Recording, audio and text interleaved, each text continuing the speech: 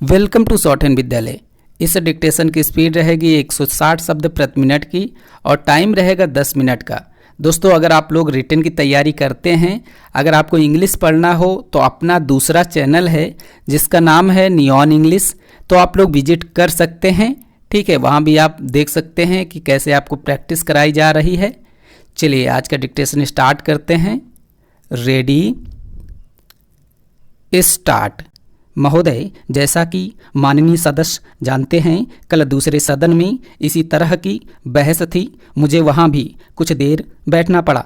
इस कारण यहाँ जो भाषण हुए उन सबको मैं सुन नहीं सकी। मुझे सुनकर दुख है कि कुछ माननीय सदस्यों ने इस अवसर पर भी हमारे विदेश विभाग को बुरा भला कहा, सेवाओं का दोषारोपण करके सरल रास्ता निकालने का प्रयत्न ऐसी प्रवृत्ति है जिसकी मैं निंदा करती हूँ। मैं यह नहीं कहती कि हमने गलतियाँ नहीं की हैं और हमारे सभी प्रतिनिधि हमारे योग्य ही होते हैं। जब गलती हो तो हमें उसे अवश्य बताना चाहिए, लेकिन सदा आलोचना करते रहने से निरुत्साह पैदा होता है और मनोबल गिरता है। हमें उन औजारों को ही कुंठित नहीं कर देना चाहिए जिनसे हमें काम लेना है। देश और विदेश में हमें काम तो करना ही है।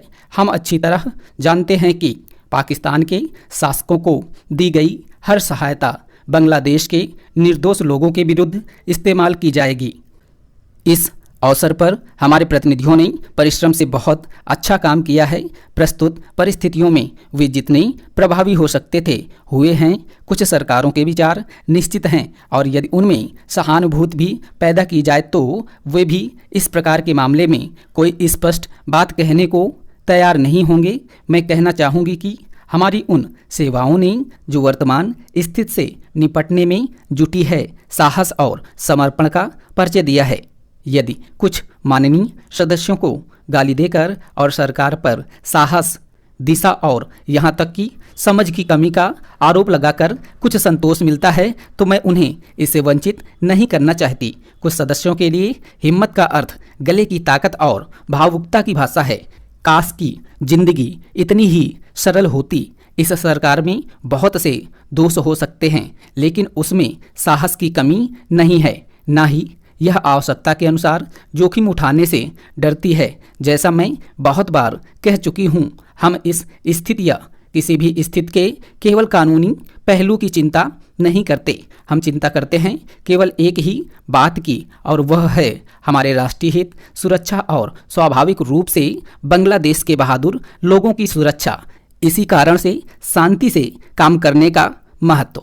महोदय, मान्यता शब्द की हर तरफ से मांग आई है। मानो की मान्यता देने भर से ही वे बहुत सी कठिनाइयाँ हल हो जाएंगी जो बांग्लादेश के लोगों के सामने हैं, हमारे देश के सामने हैं और विशेषकर हमारे सीमांत राज्यों अर्थात पश्चिम बंगाल, असम, त्रिपुरा और मेघालय के समक्ष हैं। हमने इस प्रश्न के हर पक्ष पर बड़ी गहराई से सोच विचार किया है। जैसा कि मेरे साथी ने बताया है, इसकी हम निरंतर समीक्षा करते रहते हैं। हम इसकी प्रतीक्षा नहीं करते कि दूसरे देश इस विषय में क्या करते हैं। इस बारे में या अन्य मामलों के बारे में हम जो कुछ भी निर्णय करेंगे वह स्थिति के हमारे अपने ही स्वतंत्र मूल्यांकन के अनुसार और इस बात को ध्यान में रखकर होगा कि हमारे हित व्यापक अर्थ में किस तरह पूरे होते हैं। कल मैं अपनी वर्तमान कठिनाइयों में से संभावित खतरों और बोझों के बारे में जानबूझकर बहुत संयत भाषा में बोली थी। वह इस कारण नहीं कि मैं बोझों या खतरों से आज या कभी डरी हूँ, बल्कि इस कारण कि मैं चाहती हूँ कि माननीय सदस्य इन सब विषयों पर गहराई से विचार करें। खतरों का तभी सामना किया जा सकता है जब आदमी इसके लिए तैयार हो। जैसा मैंने पहले कहा और फिर से दोहराना चाहूँगी कि यह समय दलगत प्रतिद्वंदिता का नहीं है। हम सबको मिलकर एक साथ खड़े रहना चाहिए और हमारे सामने जो अधिक काम है उसमें एक दूसरे की सहायता करनी चाहिए। सांप्रदायिक प्रवृत्तियों को दबाना चाहिए। मेरे विचार में सब पार्टियों को सहायता करनी चाहिए कि बांग्लादेश और शरणार्थियों का प्रश्न सांप्रदायिक स्तर तक न गिरने पाए, बल्कि अपने सही स्तर पर ही बना रहे जो राष्ट्रीय और अंतर्राष्ट्रीय स्तर हैं। मैं इन प्रश्नों और अन्य घटनाओं के बारे में विरोधी दलों के नेताओं और सदन के अन्य सदस्यों से संबंध बनाए रहूंगी। मैं अपनी तरफ से सदस्यों को इस विषय पर अपनी बात मुझसे आकर कहने और उनके पास जो कोई जानकारी हो उसे बताने की पूरी छूट देती हूँ। साथ ही इस समय इससे अधिक और कुछ कहने को नहीं है। मैं बस इतना ही कहना चाहूँगी कि हम निराश ना हों। हमें अपने और अपने लोगों पर भरोसा होना चाहिए। हमें बांग्लादेश की वीर जनता और अपने अधिकारों के लिए लड़ने के संकल्प पर भरोसा होना चाहिए। महोदय, इस समय भारतवर्ष के सामने बहुत प्रकार की जटिल समस्याएं हैं और यह ऐसा समय है जब सबसे यह अपेक्षा की जाती है कि आप सदा भारत की सुरक्षा और उसकी उन्नति के लिए कटिबद्ध होंगे। आपको मालूम ही है कि जब से यह प्रश्न हमारे सामने आया है कि भाषा के आधार पर देश के विभिन्न भागों का पुनर्गठन किया जाए, तब से देश में बहुत प्रकार के आंदोलन उठ खड़े हुए हैं। सरकार ने जनता की इच्छा और मांग को देखते हुए उसके लिए एक विशेष आयोग नियुक्त किया और यह आशा की जाती थी कि उसकी जो कुछ भी सिफारिशें होंगी वे सबको मान्य होगी और आपस के मतभेद के लिए कोई स्थान न होगा। इस संबंध में सरकार ने जो भी निर्णय किए उनमें से अधिकांश निर्णय सर्वसम्मत से ही हुए हैं, परंतु दुख की बात है कि एक दो स्थानों पर मतभेदों ने एक ऐसा रूप ले लिया जो देश के लिए वांछनीय नहीं हो सकता। दुर्भाग्यवश आपका यह क्षेत्र भी उन क्षेत्रों में से एक है। मुझे इस बात की बहुत प्रसन्नता है कि आपने भारत सरकार के साथ सदा सहयोग करने और हर प्रकार से उसके निर्णय को मानकर देश के सुगठित प्रशासन में हाथ बटाने का विश्वास दिलाया है।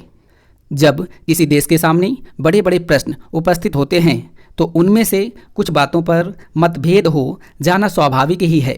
इस युग में जब हम सब काम जनता की सम्मत से करना चाहते हैं और हमारी सरकार भी जनता की बनाई हुई है, तब यदि कहीं मतभेद हो जाए तो उसमें उतावलापन करने की कोई गुंजाइश नहीं रहती, क्योंकि विरोध प्रदर्शन करने के लिए आपके पास पर्याप्त समय है। परंतु एक चीज़ जो हम सबको भली भांति जान लेनी चाहिए और जिसके संबंध में किसी प्रकार के मतभेद की गुंजाइश नहीं होनी चाहिए, वह यह है कि चाहे हमारे मतभेद कितने ही अधिक क्यों ना हो, उनको सुलझाने का एक ही उपाय है और वह उपाय यह है कि इस संबंध में निर्णय आपस में बातचीत करके तथा एक दूसरे को समझा बुझाकर किए जाएं, डंडों और पत्थरों से नहीं।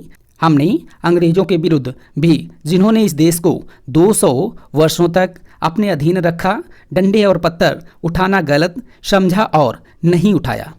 महोदय, तो क्या आपस के छोटे मोटे झगड़ों के लिए हम डंडे और पत्थरों का उपयोग करेंगे और एक दूसरे की भावना, उनकी प्रसन्नता और उनके विचारों का ध्यान नहीं रखेंगे?